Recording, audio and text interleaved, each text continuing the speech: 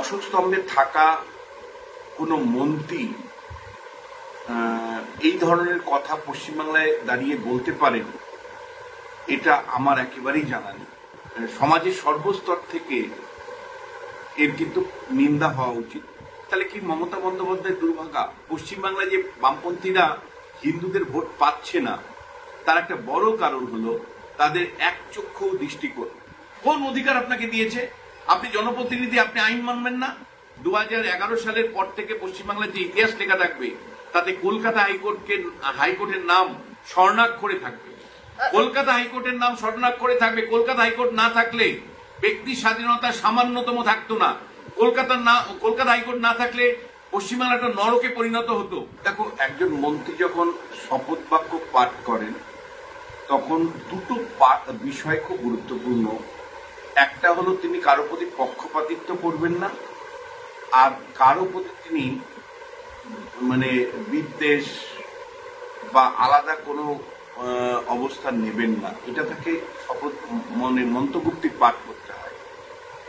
অশোক স্তম্ভে থাকা কোনো মন্ত্রী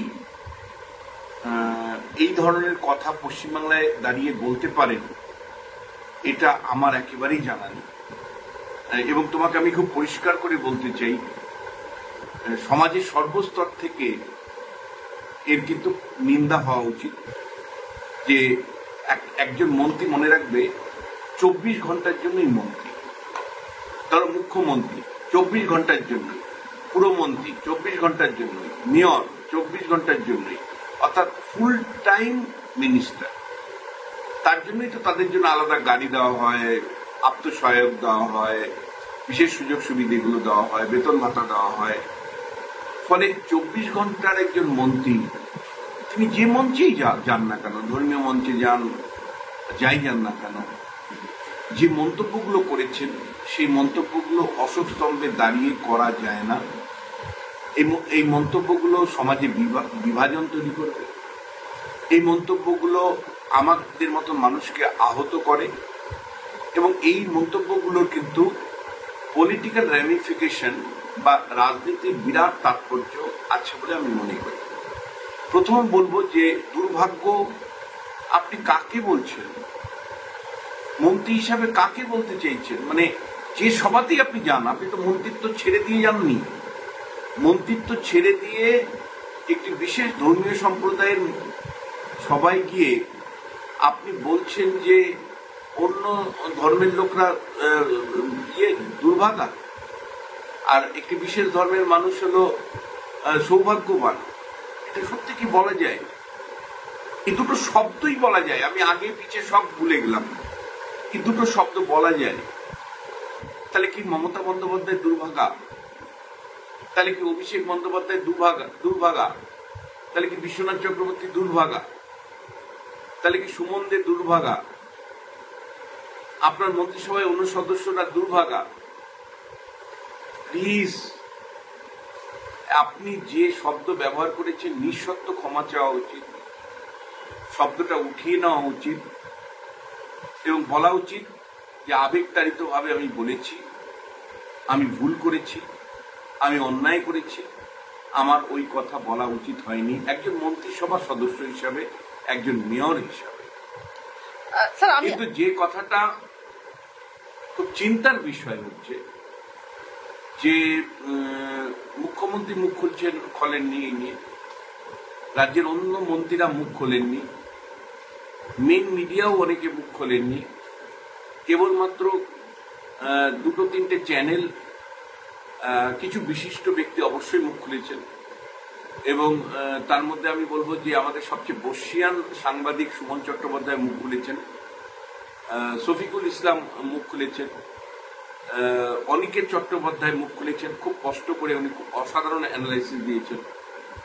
কিন্তু সমাজের একটা বিরাট সংখ্যক মানুষ কিন্তু এর তীব্র সমালোচনা করেননি। এই যে চুপ হয়ে যাওয়া, একজন মন্ত্রিসভার সদস্য, একজন মেয়র ফুল টাইমের, তিনি একটি বিশেষ গোষ্ঠীর সভায় গিয়ে বিশেষ ধর্মের মানুষের দুর্ভাগার কথা বা সৌভাগ্য না থাকার কথা যেটা বলা হচ্ছে, এটা যে বিভেদকামী, এটা যে ডিভিশন তৈরি করবে সমাজে, এটা যে অন্যের সেন্টিমেন্টকে আঘাত করবে, আমার মনে হয় সেটা বোঝার ক্ষমতা তার নেই, বা তিনি এতটাই উদ্ধত হয়েছেন যে তিনি এটা বলতে পারেন 24 ঘন্টার মন্ত্রী হওয়া সত্ত্বেও।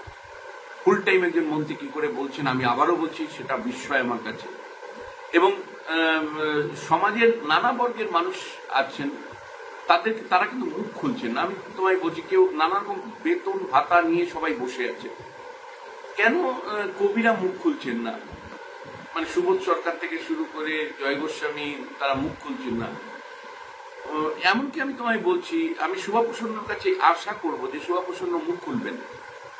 আমি আশা করব তৃণমূল কংগ্রেসের যারা মানে টলিউড ইন্ডাস্ট্রিতে আছেন, তারা মুখ করে বলবেন যে না ভাই, এটা তুমি অন্যায় করেছো, এটা বলা উচিত হয়নি। যতই ধর্মের মানে ভাবাবেগ আসুক আর যাই হোক, তুমি 24 ঘন্টার মন্ত্রী, তুমি কথা বলতে পারো না।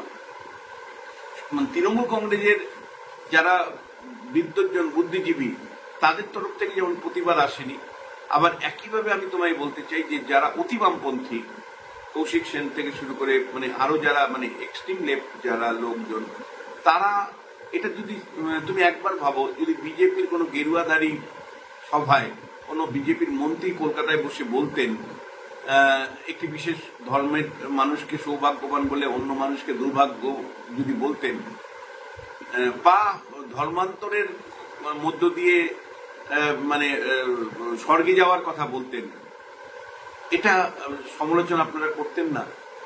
বামপন্থীদের মানে ভূমিকাও কিন্তু এখানে খুব নকারজনক। আমি বলছি, বামপন্থীরা যে সক্রিয়তার সাথে এর প্রতিবাদ মিছিল করা উচিত ছিল, মিটিং করা উচিত ছিল। কারণ মনে রাখবে, বামপন্থীরা যে পিছিয়ে যাচ্ছে তার কারণ বামপন্থীদের হরিণের চোখের মতন এক চোখ। তারা খুব পরিষ্কার করে আমি বলতে চাই যে তারা মানে জাতীয় স্তরে বা রাজ্য স্তরে যখন হিন্দু ধর্মের তরফ থেকে এই ধরনের অন্যায় হয়, আমি মনে করি হিন্দু ধর্মের তরফ থেকেও এই ধরনের অন্যায় হয়, তখন তারা যতটা সরব থাকেন, বামপন্থীরা কিন্তু মুসলিম যে ধর্মের জায়গা থেকে যদি কেউ বক্তব্য অন্যায়ভাবে বলেন, তখন তারা কিন্তু কার্যত নীরব থাকে। এটা কিন্তু সিলেক্টিভ অবস্থান বামপন্থীদের। পশ্চিমবাংলায় যে বামপন্থীরা হিন্দুদের ভোট পাচ্ছে না, তার একটা বড় কারণ হলো তাদের একচক্ষু দৃষ্টিকোণ। ববি হাকিম যে কথাটা বলেছে, কত মারাত্মক কথা বলেছে। একটা বিশেষ ধর্মীয় গোষ্ঠীকে দুর্ভাগা বলা যায় নাকি? ভাগ্যহীন বলা যায় নাকি? এটা কে অধিকার ওনাকে দিয়েছে? এটা বলতে পারেন নাকি? পশ্চিমবাংলায় এত সংবাদ মাধ্যম আছে, আনন্দবাজার পত্রিকা এটাকে খবর করেছে? না, করেনি। বড় টেলিভিশন চ্যানেল খবর করেছে? না, করেনি। এইটাই তো প্রশ্ন আসছে। এই ধরনের খবর যদি আসতো, একটা কোনো মানে বিজেপির নেতা বা হিন্দু নেতা যদি সংখ্যালঘু মুসলিমদের সম্পর্কে বা খ্রিস্টানদের সম্পর্কে এই ধরনের মন্তব্য করত, যথার্থভাবেই তারা আনন্দবাজার কাগজে এটাকে হেডলাইন করতেন এবং ঠিকই করতেন, ঠিক করতেন। আনন্দবাজার তো হেডলাইন করেনি।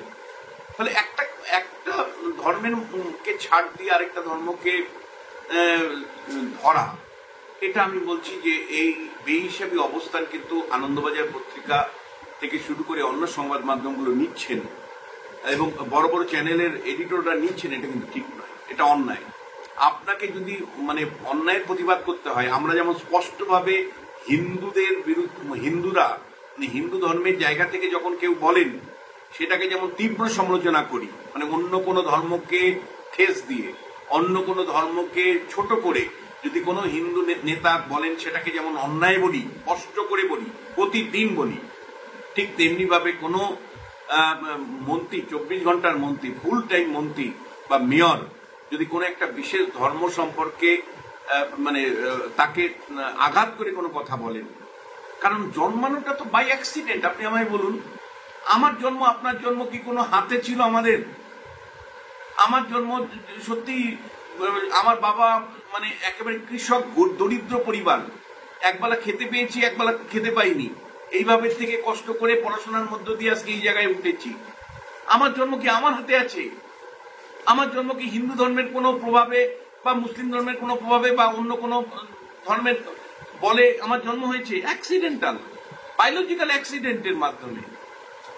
প্লিজ, আমি আনন্দবাজার পত্রিকাকে বলবো, আমি এই সময় পত্রিকাকে বলবো, আমি অন্য মানে মেজর মিডিয়াকে বলবো, হিন্দু ফান্ডামেন্টালিস্টদের বিরুদ্ধে বা হিন্দু ধর্মের কোনো লোক যখন অন্য কোনো ধর্মকে ঠেস দিয়ে কথা বলেন, সেটা যেমন অন্যায়ভাবে আমরা সমালোচনা করবো, সে সোচ্চার হব, ঠিক তেমনি ভাবে তিনি হতে পারেন মেয়র, তিনি হতে পারেন মন্ত্রী, তিনি যদি কোনো অন্যায় কথা বলেন বা কারো মানে সেন্টিমেন্টে আঘাত করে কথা বলেন বা রূপান্তরের কথা বলেন, পরিবর্তনের কথা বলেন, তাহলে আমাদের কিন্তু তীব্র থেকে তীব্র সমালোচনা আমরা যদি না করি, তাহলে কিন্তু বুঝতে হবে যে আমরা সিলেক্টিভ। যেমন বামপন্থীরা সিলেক্টিভ সমালোচনা করে, বামপন্থীদের বিরুদ্ধে কেন কেন হিন্দুরা বামপন্থীদের ভোট দিবে, কেন দিবে? বামপন্থীরা যখন হিন্দু ধর্মের মানে প্রশ্ন, অস্তিত্বের প্রশ্ন আঘাত হয়, তখন বামপন্থীরা এগিয়ে আসে। কোন বামপন্থী আসে? মোহাম্মদ সেলিম কেন এগিয়ে আসছেন না? তাহলে কেন মোহাম্মদ সেলিমকে নিয়ে বলা হবে না যে আপনি সিলেক্টিভ অবস্থান নিচ্ছেন? কেন আপনারা মিটিং মিছিল করতে পারেন না? যদি কোনো একটা হিন্দু মানে নেতা এই ধরনের মন্তব্য করতো বা বিজেপি কোনো নেতা বলতো, যেমন তীব্র সমালোচনা করা দরকার ছিল বা করতাম আমরা বা আপনারা করতেন, কেন আজকে ববি হাকিমের প্রশ্নে আপনারা মিটিং মিছিল বা তীব্র সমালোচনা করতে পারছেন না? আমি বলছি এই সিলেক্টিভ বা একচক্ষু হরিণের অবস্থান কিন্তু বামপন্থীদের সরাতে হবে। কংগ্রেস দলকেও, রাজ্য কংগ্রেস দলকেও বলবো, এই কম্পিটিটিভটা খুব পরিষ্কার করে বলছি যে যেটা চলছে সেটা হলো কম্পিটিটিভ কমিউনালিজম। বিজেপি এবং তার দল তারা একরকম ভাবে কম্পিটিটিভ কমিউনালিজমে আছে, ঠিক একইভাবে তৃণমূল কংগ্রেস তার কাউন্টার কম্পিটিটিভ কমিউনালিজম আছে। তুমি আমায় বলো, এই চোপড়ার যিনি বিধায়ক হামিদুর রহমান, তিনি কি কোন সাহসে বলেন যে ইসলামিক স্টেটে এই ধরনের মানে হয়? কি বলতে চাইছেন আপনি? ইসলামিক স্টেটে হয় মানে পশ্চিমবাংলাটা কি ইসলামিক স্টেট নাকি? ভারতবর্ষটা কি ইসলামিক স্টেট নাকি? আপনি কিভাবে সমর্থন করতে পারেন একটা মধ্যযুগের অত্যাচারকে? কোন অধিকার আপনাকে দিয়েছে? আপনি জনপ্রতিনিধি, আপনি আইন মানবেন না? আপনি মানে আইনকে বৃদ্ধাঙ্গুল দিয়ে যেভাবে আপনি ইসলামিক স্টেটের দোহাই দিয়ে বর্বরচিত মানে বিষয়টাকে মানে সমর্থন করছেন, তারপরেও আপনার সাসপেন্ড নেই, তারপরেও আপনার গ্রেপ্তারি নেই, তারপরেও সমাজের থেকে তীব্র প্রতিবাদ নেই, সমাজের সর্বস্তর থেকে কার্যত একদম মাম হয়ে আছে। তৃণমূল কংগ্রেসের বুদ্ধিজীবীরা কোথায়? পশ্চিমবাংলার বুদ্ধিজীবীরা কোথায়? একটা বিধায়ক কতটা উদ্ধত হলে বলতে পারে ইসলামিক স্টেটের উদাহরণ দিয়ে সমর্থন করতে পারে বিষয়টাকে? কেন প্রতিবাদ করবেন না? স্যার, একের পর এক অভিযোগ মেয়রের নামে উঠে আসছে। যেমন তিনি নাকি বলেছেন পুলিশকে মার দিয়ে, আমরা হকার উচ্ছেদের ঘটনায় দেখলাম, ডালা বসাতে, তারপর আবার ধর্ম নিয়ে মন্তব্য। আপনার কি মনে হয় এবার মেয়রকে সরিয়ে দিতে পারেন রাজ্যের মুখ্যমন্ত্রী? দেখো, কলকাতা, প্রথমত তোমায় বলি, কলকাতা কর্পোরেশন 100% ব্যর্থ। মানে এটা আমি তোমাকে দার্থহীন ভাষায় বলি যে 2010 সালে যখন ক্ষমতায় আসলো, তার আগে সুব্রত মুখার্জি যখন মেয়র ছিল 2000 থেকে 2005, অসাধারণ কাজ করেছিল এবং বুদ্ধবাবু সমর্থন করেছিলেন তাকে। বামফ্রন্ট সরকারের প্রত্যক্ষ সমর্থন পেয়ে সুব্রত মুখার্জি কলকাতার কিন্তু একটা এলিভেশন করেছিলেন বা একটা উন্নতি তিনি করেছিলেন। যদিও একটা অভিযোগ ছিল দক্ষিণ কলকাতায় মূলত উন্নতিটা হয়েছে, উত্তর কলকাতায় হয়নি। কিন্তু আমি তোমায় বলছি, সুব্রত মুখার্জি সবাইকে নিয়ে মারা গেছেন, কিন্তু সুব্রতদার ধারে কাছে তো প্রশাসক বা রাজনীতিবিদ পশ্চিমবাংলায় এখন কেউ নেই। তারপরে যখন 2010 থেকে শোভন চট্টোপাধ্যায় আসলেন, শোভন বাবুও কিন্তু মানে মেয়র হিসাবে চেষ্টা করেছেন, সবসময় পেরেছেন তা নয়, অনেক কিছু তার মানে ভাবনা চিন্তার বাইরে গিয়েও করতে হয়েছে, কারণ সবকিছুতে মুখ্যমন্ত্রী তো হস্তক্ষেপ করেন। ফলে ত্রিফলা লাইট থেকে শুরু করে যা কিছু হয়েছে মুখ্যমন্ত্রীর নির্দেশেই হয়েছে। কিন্তু তারপরেও আমি বলবো যে 2010 থেকে 15 পর্যন্ত কলকাতা কর্পোরেশনকে টলারেট করা যায়।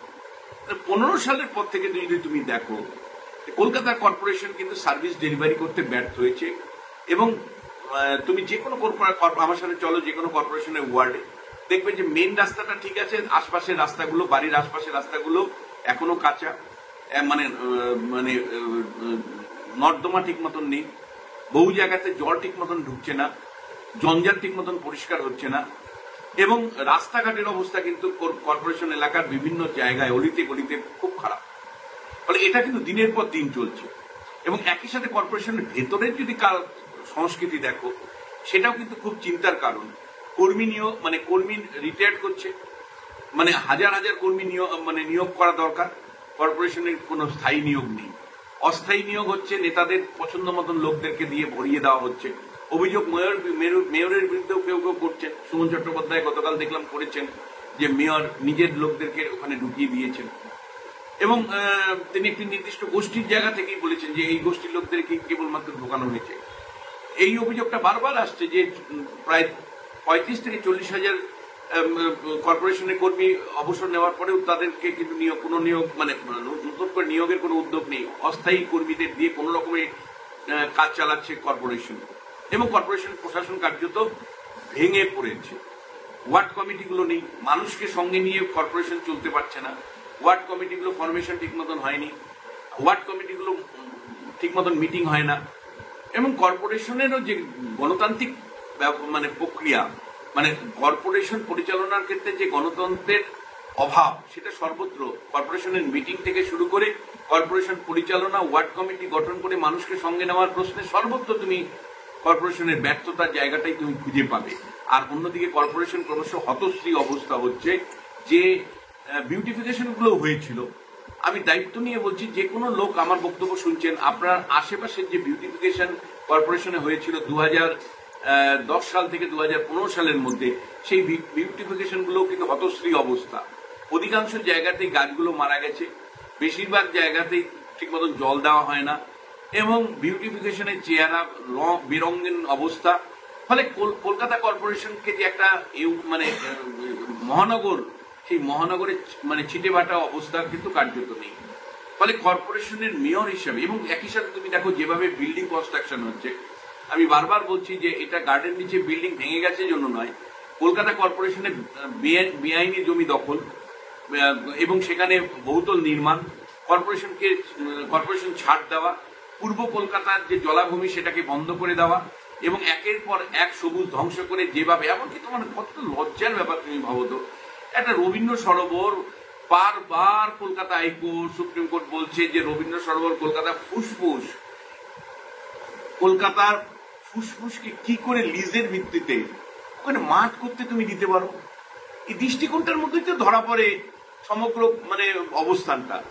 মানে একটা মানে সে যেই দিয়ে থাকুক না কেন, একটা মানে রবীন্দ্র সরোবরের মতন জায়গায় একটা তুমি সবুজ রক্ষা করার চেষ্টা করবে, তা না করে তুমি ওখানে একটা খেলার মাঠ মানে খেলা ব্যবহার করবার জন্য তুমি অল্প দামে অল্প পয়সায় লিজ দিয়েছো, যেটা এখন কলকাতা হাইকোর্টে মামলা চলছে।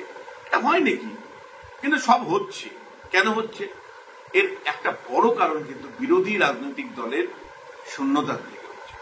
এটা ঠিক যে পশ্চিমবাংলায় তুমি যদি আমায় বলো, খুব অবজেক্টিভলি বলছি, the death of the opposition বা বিরোধী দলের মৃত্যু, এটা কিন্তু আমি দেখতে পাচ্ছি। একেবারে মানে মৃত প্রায় বলছি না, মৃত্যুটাই আমি দেখতে পাচ্ছি। কারণ কি, 77টা বিধায়ক নিয়ে যে দল পশ্চিমবাংলায় প্রধান বিরোধী দল বিধানসভায়, বিজেপি দল, তারা গণ আন্দোলনে বিশ্বাসই করে না। অর্থাৎ এই যে সবুজ ধ্বংস নিয়ে যে আন্দোলন করতে হবে, অথবা তুমি ধরো পেট্রোল ডিজেলের দাম প্রতি লিটারে 1 টাকা করে বাড়ানো হলো, কি অন্যায়। নির্বাচনের সময় আমি জনদরদী অবস্থান নিলাম, মমতা বন্দ্যোপাধ্যায়, অভিষেক বন্দ্যোপাধ্যায়রা প্রায় জনগণের জন্য চোখের জল ফেলছে তখন। আর যেই না নির্বাচন হয়ে গেল, আপনি 1 টাকা করে বাড়িয়ে দিলেন তেলে, তার ফলে জিনিসপত্রের দাম বাড়তে শুরু করেছে, তার ফলে সাধারণ মানুষের দুর্ভোগ বেড়েছে। বাস ওনার যারা বাসের মালিক, তারা বাসের টিকিটের দাম বাড়ানোর কথা ভাবছে। ফলে কেন আপনারা মুখে এক বলেন, কাজে একরকম করেন? কিন্তু এই মানে পেট্রোল এবং ডিজেলের যে দাম 1 টাকা করে প্রতি লিটারে বাড়লো, তার জন্য কোনো আন্দোলন তুমি দেখেছো? রাস্তায় তুমি কোনো বিরোধী দলের আন্দোলন দেখেছো? কি বাম কি বিজেপি? সর্বত্র বিরোধী দলের মৃত্যুর খবরটাই আমরা পাচ্ছি। মানে আমরা পরিষ্কার দেখতে পাচ্ছি যে বিরোধী দল তার যে মিনিমাম ভূমিকা পার্লামেন্টারি ডেমোক্রেসিতে, সেই ভূমিকাটা তারা পালন করতে পশ্চিমবাংলায় পারছে না। মানুষের এত কষ্ট, এই যে চারিদিকে তুমি ধরো চোপড়া থেকে শুরু করে তুমি একেবারে আরিয়াদহ, সর্বত্র তোলাবাজি, সর্বত্র দুর্নীতি, সর্বত্র অভিযোগ। তৃণমূল নেত্রী মমতা বন্দ্যোপাধ্যায় তিনি নিজের নবান্নেতেই কথা বলছেন, যে মানে দলের নেতাদের দিকে ইঙ্গিত করে, প্রশাসনের দিকে ইঙ্গিত করে টাকা তোলার কথা, আর কত তোদের টাকা লাগে। অর্থাৎ তিনি শাসক, তিনিই বিরোধী। তার মানে বুঝতে হবে যে তিনি শাসক, তিনি বিরোধী অবস্থান কখন নিতে পারছেন? যখন বিরোধীরা তার ভূমিকা পালন করতে পারছে না। পশ্চিমবাংলাতে আমি তোমাকে খুব পরিষ্কার করে বলি যে বিরোধীরা কেবলমাত্র কর্মসূচি পালন করছে, অর্থাৎ একটা মিটিং করতে হবে, মানে একটা মিছিল করে দিতে হবে, বাস হয়ে গেল। কিন্তু মানে মানুষের মানে যে মূল যে সমস্যাগুলো, যেমন পেট্রোল ডিজেলের দাম বৃদ্ধি যে সমস্যা, অথবা তুমি মনে করো যে যারা রিটায়ার্ড করছেন সেই শূন্য পদ পূরণ করবার জন্য যে দাবি, তাতে মানুষের কিছু চাকরি হয়, বা দুর্নীতি মুক্তর জন্য যে প্রাতিষ্ঠানিক ব্যবস্থা, লোকায়ুক্তকে শক্তিশালী করা, বা স্টেট ইলেকশন কমিশনের আইন পরিবর্তন করে শক্তিশালী করা, এই ধরনের অসংখ্য ইস্যু, বা তোমার গ্রামের চাষিদেরকে সহায়ক মূল্য, অর্থাৎ ধানের সহায়ক মূল্য নিশ্চিত করার জন্য আন্দোলন, অথবা যে কালোবাজারি হয় সারের, তা বন্ধ করবার জন্য যে উদ্যোগের আন্দোলন, সেগুলো কোথায়? মানুষের আন্দোলন নিয়ে দিনের পর দিন লেগে থেকে মানে অনশন করা, অবস্থান করা, বন্ধ করা, কোথায় বিরোধীরা মানে তাদের যে ভূমিকা কার্যত নেই। তোমরা যারা মিডিয়া আছো, তোমরা বিরোধী ভূমিকা পালন করছো, বিরোধীরা মিডিয়াতে আছে, কিন্তু বিরোধীরা রাস্তায় কোথায় আছে?